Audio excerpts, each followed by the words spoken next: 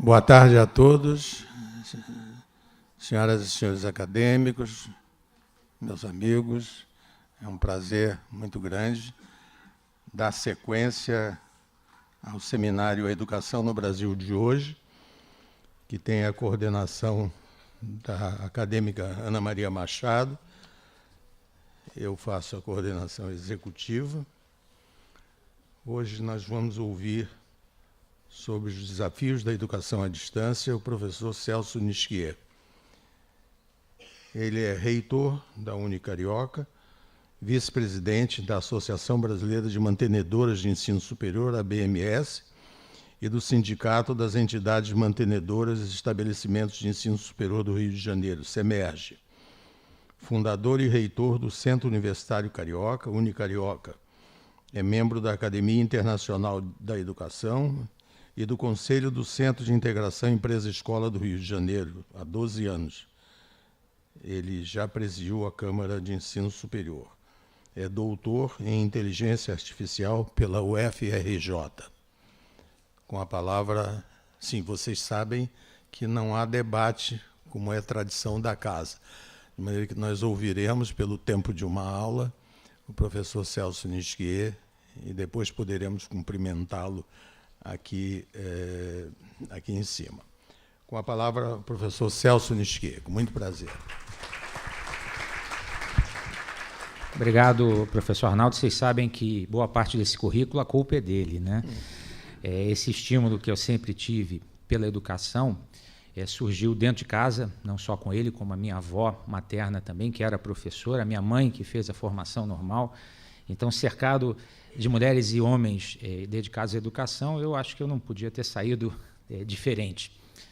Queria falar, professor Arnaldo, da minha alegria de estar aqui hoje, nesse espaço dos imortais, porque aqui foi exatamente nesse auditório, há quase 25 anos atrás, que foi feita a formatura da primeira turma da então Faculdade Carioca de Informática. Eram 11 formandos de uma turma de 70, imaginem. Participou dessa formatura o professor Sérgio Nogueira, que eu saúdo aqui presente, que é professor desde o início da fundação da Faculdade Carioca de Informática, e hoje já são mais de 15 mil formandos pela nossa instituição, ao longo de 30 anos de história. Então, eu me sinto muito energizado e muito feliz de estar aqui e honrado por poder aceitar esse convite do professor Arnaldo, do acadêmico Arnaldo Nisquier e da acadêmica Ana Maria Machado também. Nós vamos falar de educação à distância, né? E falando de educação à distância, eu queria começar com uma frase inspiradora do professor Arnaldo. Ele costuma dizer que a educação é o maior desafio do Brasil, do presente e do futuro, o impulso objetivo para a redenção nacional. É com essa inspiração que eu queria começar a dizer para vocês que eu também acredito na educação como um fator de redenção do país. E especialmente a educação à distância, eu pretendo mostrar para vocês um pouco da evolução dessa modalidade de ensino superior, quero falar também com vocês, ao longo dessa palestra, sobre as tecnologias da educação à distância, como elas evoluíram ao longo do tempo. Quero mostrar e apresentar algumas tecnologias disruptivas, que são aquelas que quebram paradigma e que vão afetar a forma como se ensina e como se aprende nas próximas décadas. E vou encerrar com algumas considerações finais, quase que como um debate unilateral, já que não há debate, mas para que vocês saiam daqui talvez um pouco intrigados, um pouco inspirados, quem sabe até desafiados a pensar a educação e pensar o nosso país. Mas nós temos que começar imaginando isso, que a educação é o elemento de redenção nacional. Muito bem, é importante definir o que é a educação à distância, para que a gente possa conceituar do que a gente está falando, né? A educação à distância, segundo o próprio MEC, é a modalidade educacional na qual os alunos e professores não estão ao mesmo tempo no mesmo lugar. Eles estão distantes, seja presencialmente ou temporalmente, portanto, faz-se necessário algum tipo de mediação na comunicação entre alunos e professores. Essa é a noção de educação à distância. Alguns podem pensar, inclusive, que a educação à distância, numa sala de aula também, quando o aluno senta na última cadeira, ele está distante. Podemos pensar também que a voz e o giz e o quadro negro também são tecnologias de educação à distância. Mas o que nós convencionamos entender é aquela educação que atinge o aluno, o educando, onde ele estiver, a qualquer hora, em qualquer lugar, através do uso da tecnologia.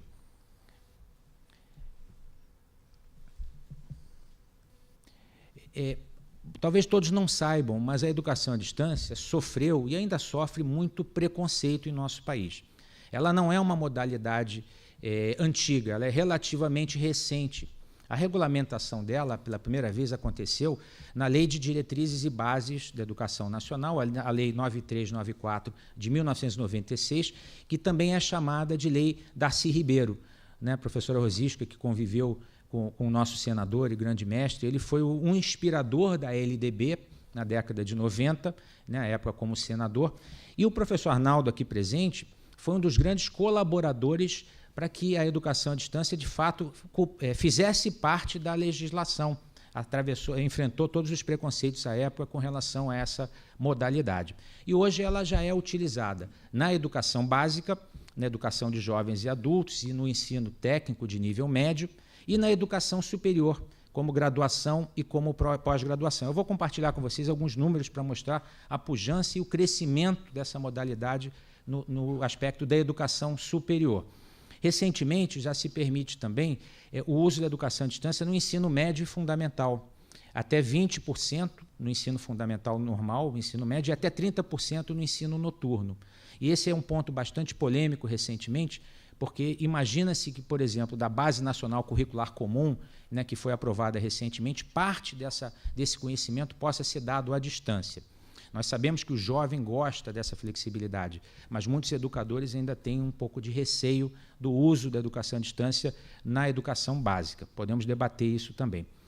Mas na educação superior, na graduação, existem 3 formas de oferecer graduação no Brasil hoje. A forma presencial, que talvez muitos não saibam, os cursos presenciais admitem 20% ou até 40% das disciplinas à distância. O sujeito está fazendo engenharia na UFRJ, mas pode cursar até 20% das disciplinas à distância no curso de engenharia. Isso já é possível, mas a gente chama essa modalidade presencial. O semipresencial é quando se combinam essas 2 formas, parte presencial, parte à distância. Por exemplo, um curso com muita atividade prática, como o curso de informática. As atividades práticas são dadas presencialmente, mas os alunos podem fazer 70% do restante das disciplinas à distância. E a modalidade totalmente à distância, já existe também, que se chama, por exemplo, a graduação online, o aluno não precisa vir à instituição, a não ser para fazer as provas, porque o totalmente à distância não é totalmente à distância, as provas, pela lei, são presenciais. Então, essas são as 3 formas hoje de se fazer uma graduação presencialmente, semipresencialmente ou à distância. Trouxe alguns números para vocês verem o crescimento impressionante da educação à distância no Brasil. A ABMS, que é a Associação Brasileira de Mantenedoras, no ano passado fez uma pesquisa interessante. Ela perguntou para uma população qual é a modalidade de curso de graduação que eles preferiam, né? E vejam o resultado. Vou tentar, não sei se vocês vão conseguir vislumbrar muito bem, mas aqui basicamente tem a resposta. 56% das pessoas entrevistadas preferem a graduação presencial, mas 27% preferem a distância, por vários motivos, porque é mais acessível, o preço é um pouco menor, depois a gente pode falar sobre isso, que é a flexibilidade de estudar na sua própria velocidade, já está trabalhando, não tem como conciliar o estudo com o trabalho, então já há 27% de interesse. E 17% tanto faz, não discrimina mais, o que eu quero é um curso bom, que me dê a formação que eu preciso, seja de um jeito ou de outro. Então, quase a metade já pode optar por um curso à distância. A população já entende a importância da educação à distância. Aqui tem uma segmentação por área. A área de agronegócios, a maioria prefere a distância. Talvez porque o acesso às regiões mais remotas, né, da agropecuária, por exemplo, seja indicativa de uma modalidade mais flexível. Mesmo na área de negócios, 54% poderiam optar pela educação à distância, fazer um curso de administração, de contábeis. Temos aqui muitos alunos da Unicarioca que são potencialmente alunos que fazem disciplinas à distância e usam isso como uma forma de flexibilização. Então, aqui vocês veem que a educação à distância já se tornou uma realidade, uma forma aceita de se fazer um curso superior. Podemos falar depois sobre a questão da qualidade, mas é fato que muita gente já opta por essa modalidade. Vejam o crescimento. Quer dizer, fizemos uma série histórica de 2010 até 2016, que é quando existia o censo naquela época. Esses são os ingressantes no ensino superior. Nós batemos no teto com 2.600.000 novos estudantes ingressando no ensino superior em 2014. Houve uma queda devido à crise econômica. Essa curva verde é a curva dos que optam pelo curso presencial. Notem a queda acumulada nos últimos anos de 7,6% ao ano, mas olha o crescimento da educação à distância. 818.000 pessoas optaram por estudar à distância, né? Quase um terço das que decidiram fazer um curso superior. Então vejam a curva de crescimento de cerca de 15% ao ano que essa modalidade vem apresentando. Se a gente projetar esses números ao longo do tempo, nós vamos atingir em 2022 a equivalência. Nós vamos ter mais alunos estudando à distância, entrando para estudar à distância, do que alunos presenciais. Essa curva em 2023, projetada, inverte. O Brasil se tornará preponderantemente um país de educação superior à distância. É impressionante isso. O que impulsiona essa curva? Vários elementos. Primeiro, é mais barato estudar à distância. Mas por que é mais barato? Porque o material que é produzido para um curso à distância, uma vez produzido, e é um investimento pesado, ele pode ser usado para milhares de pessoas. Então, há uma escala. Essa escala permite que o preço caia. A educação à distância hoje é mais barata que a educação presencial. Segundo impulso é a flexibilidade. A flexibilidade de poder estudar a qualquer hora, em qualquer lugar, principalmente se a pessoa quer estudar e trabalhar ao mesmo tempo. Então, a minha filha estava me dizendo, ela descobriu que o Steven Spielberg fez a faculdade de cinema na Califórnia, mas não completou, porque ele resolveu fazer filmes, e acabou o curso à distância. Ele completou um curso à distância de cinema, Steven Spielberg, a partir da modalidade de educação à distância. Então, não necessariamente aqui há perda de qualidade. Pelo contrário, os números mostram que os alunos que fazem o teste final, que é o ENAD, obtêm resultados equivalentes aos alunos da graduação presencial. Então, há uma equivalência. O diploma, inclusive, quando a pessoa recebe um diploma, é igual, não há diferença, não está escrito que ele estudou à distância. Eu já ouvi de algumas pessoas da área de recursos humanos das empresas que eles preferem um aluno que fez a modalidade à distância. Sabem por quê? Eles dizem, esse aluno, além de ter provado que ele adquiriu os conhecimentos e competências, ele tem o diploma, ele mostrou que ele tem persistência, disciplina, auto-organização. Então, ele é um aluno que tem garra, além do talento. Ele tem garra. Então, eles gostam do aluno, alguns iluminados, né, que já venceram o preconceito. Eles acham que a educação à distância forma uma pessoa mais bem preparada para os desafios do mercado de trabalho. Vejam que interessante esse ponto de vista. Portanto, se nós imaginarmos em 2023 o total de alunos que o Brasil vai ter de nível superior, 9 milhões, 51% serão alunos de EAD. O Brasil vai inverter essa curva até 2023. Então, são números impressionantes que eu queria trazer para vocês, exatamente para ilustrar que a educação à distância ela não está mais no seu alvorecer, ela já é uma realidade para a qual o país precisa se adaptar e se desenvolver. Como é que as tecnologias de EAD evoluíram ao longo do tempo? E o foco aqui são nas tecnologias, né? na forma como o professor se comunica com o aluno. Bom, a primeira, obviamente, foi o material impresso. Há registros do século XVIII dos primeiros anúncios feitos em jornais de Boston anunciando cursos por correspondência. Eram cursos de caligrafia. Alguém se propôs a ensinar caligrafia à distância. Marca-se aí o início da educação à distância como nós conhecemos, que muita gente ainda pensa que são os cursos por correspondência, mas são do século XVIII.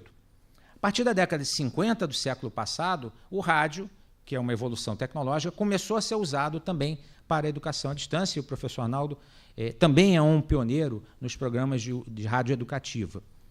A TV começou a ser usada a partir da década de 70. Em 80, década de 80, surgiu a TV por satélite, a metodologia era um pouco mais direcionada. A instituição de ensino fazia o uplink do seu conteúdo, e uma empresa, para treinar seus funcionários, fazia o downlink, então tinham duas estações e a comunicação era mais individualizada, mas ainda era por um canal de satélite. A internet, a partir da década de 90, foi uma revolução. Ela acabou tornando realmente a educação à distância disponível para qualquer um que tivesse o acesso. Não precisava mais ter um canal de downlink, de uplink, não precisava mais sentar na TV num horário específico, ele podia estudar a qualquer hora, em qualquer lugar. Nós, Sérgio, você lembra muito bem, fomos pioneiros nos cursos de português via internet, com o teu conteúdo, com a produção da Unicarioca. Na verdade, se chamava Univir. Nós criamos a Universidade Virtual, na década de 90, foi uma das primeiras do Brasil, para oferecer cursos à distância via internet. Por exemplo, para a TV Globo, né, que é uma instituição, uma empresa com a qual você já trabalhava e trabalha, e outras mais que se beneficiaram disso. Então, isso começou na década de 90. Com a década de 2000 em diante, com as redes sociais, a tecnologia explodiu. Smartphone, app, podcast, via web. Quer dizer, a gente até não consegue acompanhar tanta terminologia, porque a tecnologia realmente explodiu. Mas o que eu queria mostrar para vocês é como a evolução se tornou cada vez mais rápida. Quer dizer, você leva 100 anos para partir do material impresso para o rádio, mas em 50 anos você já está com as redes sociais e já está do jeito que está. Então, a velocidade da evolução tecnológica é muito, muito, muito grande, e eu quero mostrar para vocês que isso não vai parar. Eu quero mostrar para vocês o impacto dessa evolução na educação em geral, em especial na educação à distância. Então, eu trouxe para vocês algumas das tecnologias, eu vou tentar não ser muito técnico, apesar de ser um assunto técnico, sobre o que vem por aí, o que já está sendo usado e o que nós, como educadores, vamos ter que nos preparar. A primeira coisa é a chamada realidade virtual. Vocês já viram esse negocinho aqui? Às vezes no shopping tem alguns estandes que ficam botando isso para brincar com as pessoas. Esse óculos, inclusive, foi desenvolvido no Núcleo de Computação Aplicada, no NUCAP, lá da Unicarioca, onde a gente tem um mestrado voltado para novas tecnologias digitais na educação. Até acredito que aqui tenhamos alguns alunos do mestrado presentes hoje, e eu até agradeço a presença. Eles estão desenvolvendo aplicativos como esse. O que tem dentro desse óculos? Esse rapaz provavelmente está visitando o Museu do Louvre. Não sei, né? Porque esse sorriso todo ele deve estar fazendo um joguinho. Mas, em princípio, ele poderia estar visitando ali o Museu do Louvre, imerso dentro do Museu do Louvre. Ele começa a andar e ele começa a ver as coisas e ele escolhe para quais as salas ele vai. Ele não está vendo na tela de um computador uma imagem, ele está imerso na realidade virtual do Museu do Louvre, ou ele está assistindo, por exemplo, uma cirurgia, se ele for um aluno de medicina, ou ele está participando de uma situação real de busca de emprego, se ele estiver se preparando para uma carreira. Essa é a realidade virtual que já está sendo usada hoje na educação. Segunda aplicação, que é uma extensão da realidade virtual, é a realidade aumentada. Vocês imaginem que você pegue, por exemplo, um iPad desse e começa a passar na sua realidade e a realidade, em vez de um filme, começa a mostrar informações. Então, me parece que essa aqui é a sede da Apple, né? A nova sede da Apple nos Estados Unidos. Então, ela não existe, mas você chega na frente ali da maquete e aquilo explode e você começa a entender, apertar o botão e ver como é que vai ser em cada andar, navegar. Então, você vai aumentando a realidade com o seu aparelho de smartphone. Aquele óculos da Google, né, que a gente põe e começa a enxergar tudo, só não consegue ver pessoa pelada porque isso é proibido. Mas ele vê tudo. Você tem uma radiografia da pessoa ali que ela começa a percorrer obviamente, usando para a educação, aquilo vai aumentando a realidade, enriquecendo o ambiente de aprendizagem. Essa é uma outra tecnologia que a gente considera disruptiva, né? Imaginem como desenhar aplicativos para isso. A gamificação, que é inclusive uma área que o professor Arnaldo está escrevendo um livro muito interessante, ela se baseia na seguinte pressuposição: o jovem hoje gosta de jogos. Então, em vez de usar joguinho, por que a gente não transforma a jornada do jovem dentro de uma escola ou de uma universidade como um jogo? Então, em vez de ele fazer disciplinas, ele vai vencer etapas. Né? Então, a etapa 1 ele tem que vencer, aprender tal coisa. Na etapa 2 ele tem que desenvolver tal aplicação para aquele conhecimento. Na etapa 3 ele tem que juntar com outros amigos e enfrentar um desafio virtual. Até que no final do curso ele venceu o jogo, né, e ele se formou. Então, é transformar os currículos em itinerários de jogos. É isso que se chama, aportuguesando, né, uma palavra americana, gamificação. Né? Isso já está sendo usado em muitas áreas, inclusive na Unicarioca. O mobile learning, e eu peço desculpa porque eu uso as expressões em inglês que são as de uso corrente, mas aqui a gente está falando de aprendizagem móvel. O mobile learning é a ideia de que você pode levar a sua escola no seu celular. Você vai conversar com o professor, vai olhar o conteúdo, vai ver, acessar a biblioteca, vai ver a sua grade de horários. Isso aqui é um aplicativo da Unicarioca. Esse aqui já existe, os alunos já têm acesso a isso. Então, a faculdade vai com ele vai para casa, mas a faculdade vai no bolso dele. Então, o mobile learning serve para estender a atuação da instituição aonde o aluno for, em qualquer lugar. Social learning, que é o aprendizado social, é uma evolução das redes sociais usadas para a aprendizagem. A ideia aqui é enriquecer o ambiente de aprendizagem com interação entre pessoas, culturas, pessoas diversas. Vejam, nós vivemos um momento no país de intolerância. Aliás, eu fico intolerante com essa intolerância. As pessoas estão combinando de brigar. Né? Vamos combinar de brigar e todo mundo briga.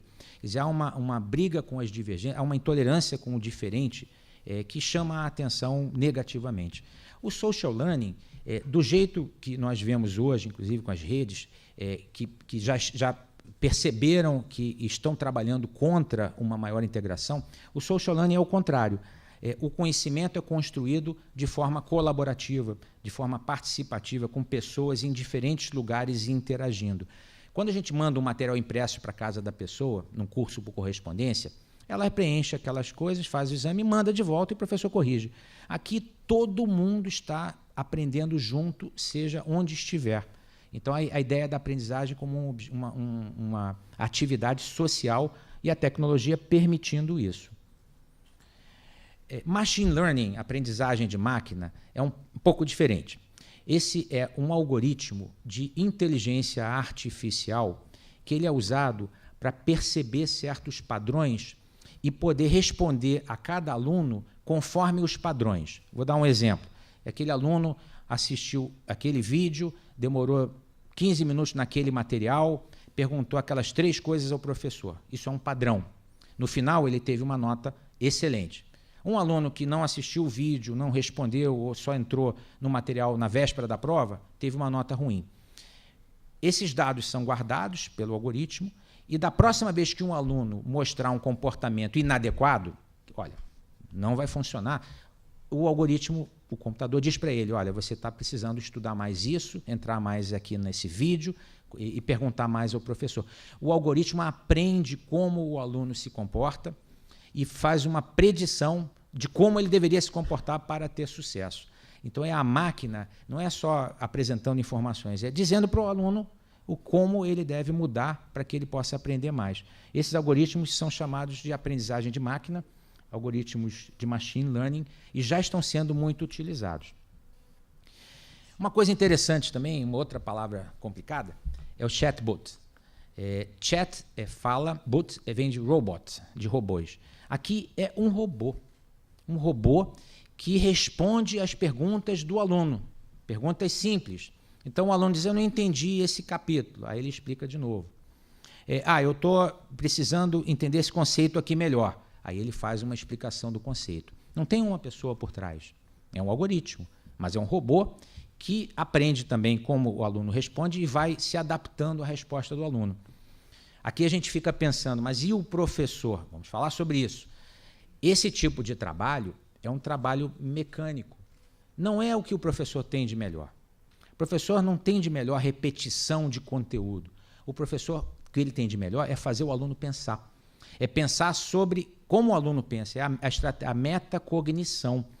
Então, esse tipo de tecnologia liberta o professor para um trabalho mais qualificado, que é desenvolver a reflexão e a capacidade crítica do aluno.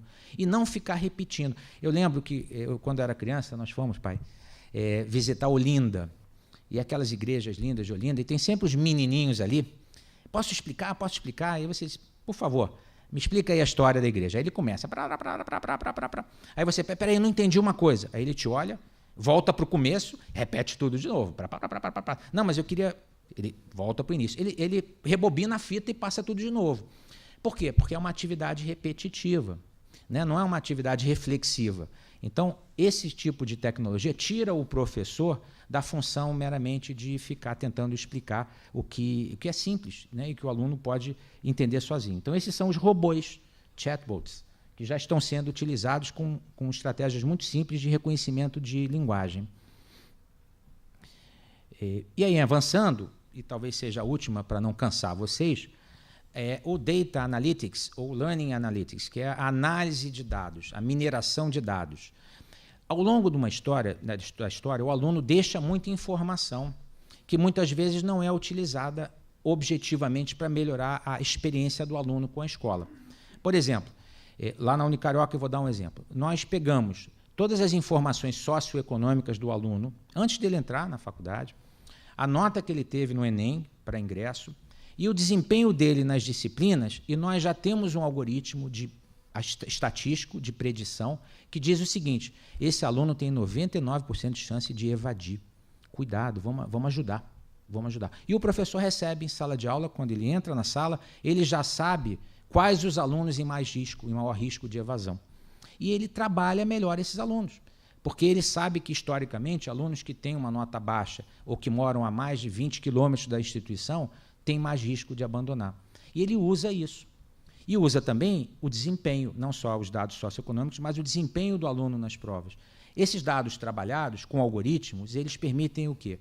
A personalização da experiência do aluno na instituição. Ele não é mais um número, ele é uma pessoa que tem necessidades, que tem desejos, e ele é tratado dessa forma. Mas os dados servem para que a gente trate cada um segundo as suas potencialidades. Então, essa é uma tecnologia que também muda radicalmente a forma como se faz educação. Muito bem, mas como é essa mudança? Então, eu quero defender aqui uma tese, a de que princípios educacionais são invariáveis. A tecnologia magnifica o cumprimento do princípio, mas ela não muda o princípio em si. Nós, lá na instituição, nós trabalhamos com 5 princípios que são fundamentais. Eu quero mostrar para vocês esses princípios, quais são, e como as tecnologias vão se adaptar ou fazer com que esses princípios possam ser melhor cumpridos dentro da nossa instituição.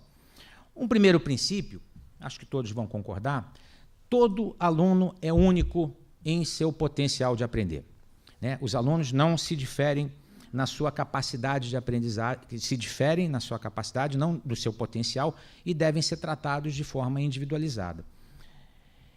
Exatamente para isso que a tecnologia da aprendizagem de máquina e do Learning Analytics pode ser usado. Nós podemos ter algoritmos que se adaptam à característica do aluno e fazem com que aquele aprendizado seja direcionado para aquelas características, como eu mencionei. Então, esse princípio aqui, a tecnologia vai reforçar, vai dar chance de que, de fato, a gente cumpra isso, seja numa sala de aula tradicional, seja à distância, onde a dificuldade adicional é que a gente não está vendo os alunos, mas nós sabemos quem eles são pelo desempenho deles, pelo que a gente aprende com eles através desses algoritmos de inteligência artificial. Um segundo princípio, a aprendizagem ocorre em ambientes ricos, motivadores e desafiadores. Não tem como fazer educação em aula chata, em ambiente chato, em cadeira desconfortável, em sala sem condições mínimas. O ambiente tem que ser confortável, mas tem que ser desafiador, tem que ser rico. E como é que a tecnologia torna esse ambiente assim? Com essas mudanças que a gente falou, trazendo aqueles óculos de realidade virtual, trazendo realidade aumentada, fazendo a aprendizagem social, trazendo a mobilidade para a aprendizagem, para que o aluno se motive. E a gamificação não tem nada mais motivador para um jovem do que aprender brincando. A gente dizia, profissional, aprender fazendo. A gamificação combina o aprender fazendo com o aprender brincando, porque ele pratica de uma forma lúdica e, obviamente, ele rende muito mais dessa forma. Então, esse princípio se cumpre através do uso dessas tecnologias disruptivas. O terceiro princípio, para mim, é sagrado. O professor continua fundamental, mas ele é o principal agente de facilitação da aprendizagem. A ideia do professor como único dono do conhecimento, entregando o conhecimento para o aluno, ela está desaparecendo gradualmente, porque o aluno tem muito mais conhecimento fora da sala de aula do que dentro de um professor. Então, o professor tem que ser o quê? O facilitador, o estimulador, aquele capaz de desenvolver o pensamento crítico no aluno e não a mera reprodução de conhecimento. E, para isso, ele vai usar robôs. Sim, o robô é um auxiliar do professor, libera o trabalho para que ele faça um trabalho de mais alto nível. Vai usar a aprendizagem de máquina, vai usar estatística para que ele possa aprender sobre o aluno antes do aluno entrar em sala de aula. Tudo isso vai estar no computador do professor, à disposição dele para que ele se torne mais efetivo na tarefa de facilitar a aprendizagem, não na tarefa de entregar o conhecimento, porque essa já não cabe mais num mundo com tantas múltiplas fontes diversas de conhecimento.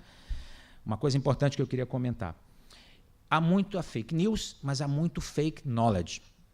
Também tem muito conhecimento falso, arbitrado como verdadeiro, sabe-se lá por quem. Então, o professor também é um mediador do que é um conhecimento válido. Isso é mais importante do que a transmissão do conhecimento. É a orientação do tipo, professor, eu descobri que isso aqui, me disseram que isso aqui aconteceu dessa forma. Não, negativa, as evidências científicas não são essas. Aliás, nós vivemos tempos sombrios, né? Onde as evidências científicas são desconsideradas para que faça valer as evidências ideológicas. E isso é preocupante, porque as nossas escolas e a educação têm que trabalhar com evidência científica. E contra elas não há argumento, não há desejo, né? As opiniões estão substituindo o conhecimento. Para isso, o papel do professor é fundamental e a tecnologia está aí para ajudar. Quando muito, para não atrapalhar. O quarto princípio, é o penúltimo, o aluno deve participar ativamente do processo de aprendizagem. Não existe atitude passiva, muito menos em educação à distância. Você fica passivo, você não existe, se você não está lá fisicamente. Então, o aluno tem que participar ativamente e dirigir a sua própria transformação. Isso é verdade para a educação à distância e para a educação presencial.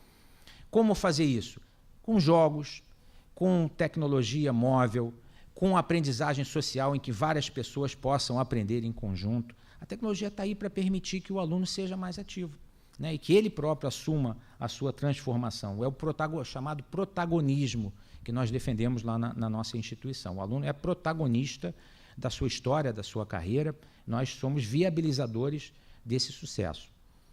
E, por fim, a aprendizagem, na nossa visão, ela tem que estar centrada na aquisição de competências, né? É importante focar em competências, mas não só competências cognitivas. O aluno tem que sair preparado para o mundo. Não pode sair só um teórico. Então, a gente tem que trabalhar o desenvolvimento integral do aluno. Só como comentário, essa aqui é uma sala nossa, uma sala desenvolvida exatamente para um tipo de aprendizagem diferente daquela tradicional, como esse auditório, por exemplo. Aqui os alunos interagem, buscam o conhecimento. É uma sala que homenageia um professor muito querido nosso, o professor Mário Monteiro. É o nosso decano. Muito bem, então vocês veem que os princípios são invariantes. Muda a tecnologia, mas a gente acredita que os princípios não mudam. E isso é muito importante para vencer o preconceito que muitos ainda têm com relação à introdução de novas tecnologias.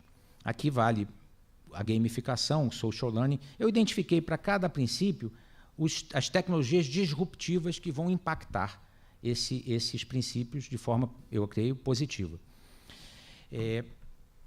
O profissional disse que se eu passar do horário, ele vai cortar a minha mesada. Então, eu estou preocupado de não passar, acho que tem mais 10 minutos, mas também de não cansar vocês com relação a todas essas reflexões. Então, eu sintetizei as reflexões em alguns pontos de vista. Por exemplo, do ponto de vista do aluno, o que vai acontecer? Né? Que mundo vai vir por aí, no geral e na educação em particular? A gente pode esperar ambientes mais flexíveis, mais personalizados, ou seja, a educação voltada para a necessidade individual de cada um. Com isso, a gente vai conseguir uma coisa mágica para quem trabalha com jovem, que é reter a atenção do jovem. ele não consegue ficar muito tempo parado prestando atenção. É o celular, a cabeça roda. A questão do déficit de atenção é quase que uma epidemia mundial para o jovem cheio de conexão. Então, quando o ambiente é interessante, né, não adianta o professor pular, né, dançar. Nós vamos ter que ter um ambiente com tecnologia, com talento, para que o jovem possa prestar atenção. E assim ele não vai embora. A gente sabe que a evasão é um problema muito grande na educação à distância. Né? Nós chegamos a ter, entre ingressantes e formandos, menos de 20% de cada 100 alunos que ingressam em EAD, menos de 20%, menos de 20% se formam. Mas para que a gente possa mexer com esses números que são uma verdadeira calamidade nacional, porque vocês imaginem que acontece evasão até na UFRJ, na UERJ, 60% só se formam numa universidade pública depois de ingressar num vestibular super difícil. Porque ele tem a necessidade de trabalhar, ele se desanima, ele não tem um ambiente personalizado para a necessidade dele, ele vai embora. Mas só que o que se perde é dinheiro público, dinheiro que foi investido numa universidade pública. Então é uma calamidade, a evasão é uma calamidade. Mas as novas tecnologias e a personalização podem reverter isso. Qual é o desafio para isso ser verdade? Ter mais acesso à tecnologia, dar mais acesso para os jovens à tecnologia. Então temos que levar em conta isso. Do ponto de vista do professor, essas ferramentas inteligentes, elas vão dar mais apoio, elas vão garantir que o professor cumpra melhor a sua missão, ele aprende com cada aluno e se adapta com cada aluno. Então, para um bom professor, é o céu na terra, é tudo o que ele quer. Mas, obviamente, teremos que trabalhar a formação desse professor para que ele possa usar essa tecnologia e vamos ter que aperfeiçoá-lo. Né? Vamos ter que capacitá-lo. Alguns não gostam do termo capacitação porque dá a ideia de que o professor é incapaz, né? Precisa ser capacitado. Mas aqui no sentido de aperfeiçoamento, para que as faculdades, por exemplo, formem professores preparados para isso, porque hoje não acontece. Não acontece. Essa devia ser a grande discussão nacional. Não se o professor se forma com a ideologia A, B ou C, mas se ele sabe usar a tecnologia em sala de aula, porque é isso que vai impactar a vida dele, não a ideologia dele. Então, a gente está tendo nacionalmente a discussão equivocada, professor. Não se deve discutir se ele acredita em Piaget, Vygotsky ou quem quer que seja. Se deve discutir o seguinte: ele sabe personalizar a sua atividade para a necessidade do aluno, um aluno que tem dificuldade de aprendizagem, um aluno que tem déficit de atenção. Essa é a grande questão, né? E o grande desafio. Do ponto de vista de quem gere uma escola, vai ter que investir. Vejam, essa é uma outra sala que nós fizemos na nossa unidade do MEA, toda adaptada para uma educação mais flexível, né, em que não há aquele espaço tradicional de sala de aula, os alunos se reúnem, trabalham juntos, né, com tecnologia, com data show, trazem os seus próprios laptops, demanda investimento. Então, nós temos o desafio aqui de estimular esse investimento a partir de linhas, por exemplo, de financiamento. A boa notícia: a FINEP dedicou 500 milhões de reais a projetos de inovação educacional. Pouca gente sabe disso, mas é uma primeira iniciativa interessante. Escolas podem aplicar para esse financiamento, que é um financiamento com juros bem acessíveis, para mudar a realidade das suas salas de aula. Por fim, o gestor público, o formulador e executor de políticas públicas, ele tem que refletir sobre o excesso de regulamentação que ainda amarra os currículos na modalidade antiga de ter que cumprir determinado tipo de conhecimento.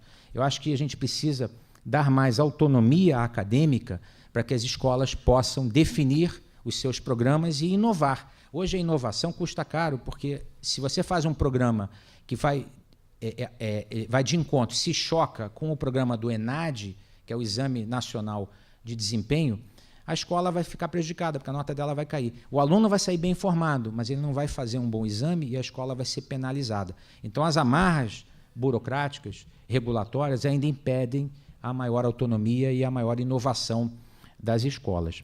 Então, em geral, eu queria trazer isso para vocês como debate, com muita crença de que a tecnologia, em especial aplicada à educação à distância, ela vai promover uma verdadeira mudança qualitativa nas nossas escolas, se nós dermos a devida importância e se fizermos o necessário investimento social. Queria encerrar com uma pessoa, não sei se vocês conhecem, chamada Paulo Freire, um educador bastante em voga, debatido muito mais pelo que ele não disse e não fez do que porque, de fato, ele fez, lamentavelmente. Paulo Freire disse que ninguém educa ninguém, ninguém educa a si mesmo. Os homens se educam entre si, mediatizados pelo mundo. Essa frase tem muitos anos, mas ela é extremamente atual. O mundo vem para dentro da escola através da tecnologia. E a escola, com isso, alcança o mundo através da educação à distância. Então, nós vivemos, de fato, o ápice dessa visão que o Paulo Freire teve de que a escola é um espaço de pessoas educando pessoas, em que a sociedade tem um papel e que a tecnologia pode ajudar a transformar. Com essa reflexão, eu queria agradecer a todos vocês pela presença, professor Arnaldo, agradecer pelo convite e encerrar a minha palestra. Muito obrigado.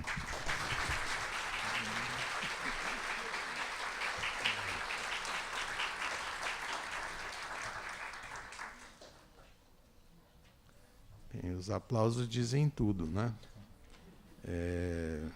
O auditório bonito também, quase cheio. O professor Celso tem uma plateia de acadêmicos também inusitada. Acho que ele e o tema deram-se as mãos, mas estão aqui 14 acadêmicos. Não é usual que haja tantos imortais numa palestra. Isso se deve a ele e eu fico muito feliz por isso mesmo. Explicou o Celso que a educação é o maior desafio do Brasil, do presente e do futuro. Reclamou que a educação à distância sofre muito preconceito no nosso país. E lembrou como tudo começou em 93, na Lei 93/94 de 96, que eu tive o privilégio de participar como membro do Conselho Federal de Educação, a pedido do Darcy Ribeiro, que eu trouxe para a Academia Brasileira de Letras. Até outro dia eu falei no Darcy, mas me esqueci de dizer um fato essencial. O Austrégésimo de Ataíde, que foi o nosso grande presidente durante 34 anos, me chamou e disse, como era o jeito dele, meu filhote, eu quero que você convide em meu nome o Darcy Ribeiro para ser da Casa de Machado de Assis. Eu encontrava o Darcy sempre lá na Manchete, almoçava sempre lá. E, na primeira oportunidade, disse, mestre, tem um convite para lhe fazer do Austrégésimo de Ataíde. Ele disse, não quero nem saber. Academia? De jeito nenhum. Me deu uma bronca. Aí eu transmiti ao Ataíde, o Ataíde encolheu. Aí o Brizola foi almoçar na Manchete com Adolfo Bloch, que era muito amigo dele. E eu disse, governador, olha um fato curioso. O seu secretário Darcy Ribeiro recusou um convite para ser da Academia Brasileira. Ele fez isso? Fez. Não é possível. Ele está maluco. Não devia ter feito isso nunca. Você me dá 3 dias, eu achei engraçado o prazo, 3 dias. Sim, senhor, eu vou falar com ele, daqui a 3 dias eu lhe telefono. Eu me lembro bem no telefone do Murilo Melo Filho, que é também nosso colega, me chamaram, era o governador Brizola, dizendo, olha, pode convidar que ele mudou de ideia. E o Darcy foi durante quase 3 anos, né, Cícero, você lembra bem, membro da academia, participava sempre das reuniões, e a morte dele foi talvez a mais comemorada de quantas eu assisti nos meus 34 anos de casa. Fizeram uma festa enorme no dia da morte dele. Então, eu tive e tenho uma lembrança muito boa do Darcy Ribeiro, e acho que o Celso falou do Paulo Freire, eu incorporei mais o Anísio Teixeira, para dizer que essas pessoas fazem parte da história da educação do nosso país, jamais deveriam estar sendo criticadas dessa maneira desordenada como as coisas estão acontecendo. Celso lembrou que já se permite o emprego da EAD no ensino médio. Quando se faz a educação à distância no ensino superior, chama-se online. 56% das pessoas de uma pesquisa da BMS preferem um ensino presencial. Hoje, na educação à distância, tem 818 mil pessoas. A EAD é mais barata do que os cursos presenciais.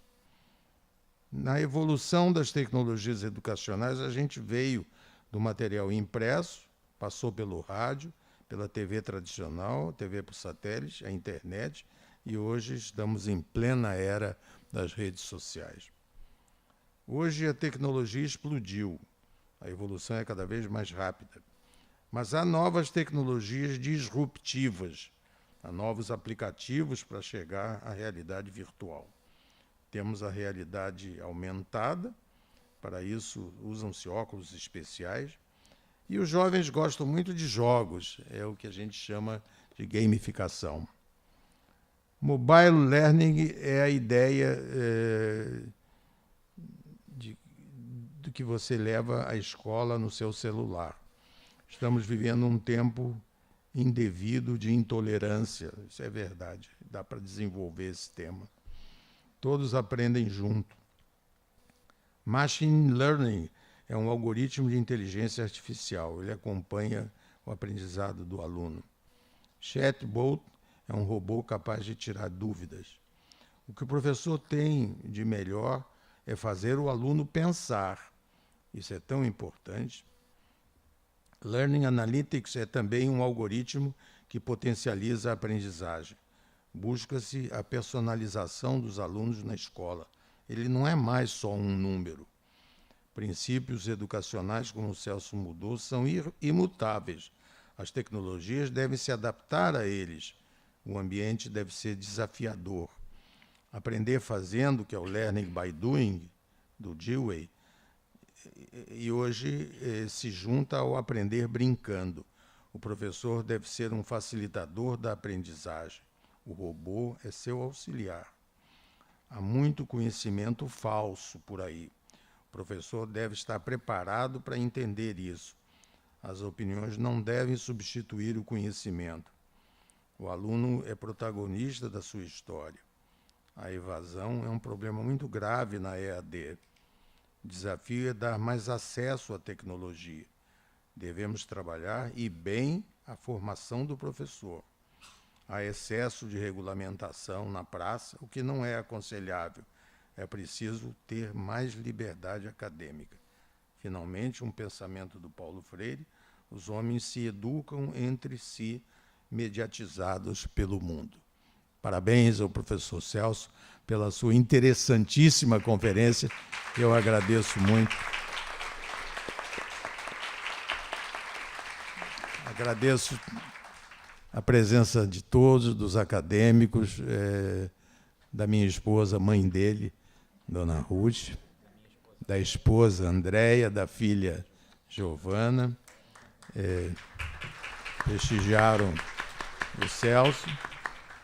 No dia 2 de maio, nós vamos começar um outro ciclo, Poesia Cantada, Melodia e Verso, coordenação do acadêmico Zuenir Ventura, começando por abordar Noel Rosa, a cidade e o morro. Conferencista será o jornalista muito competente, João Máximo. Está encerrada a sessão. Obrigado à presença de todos.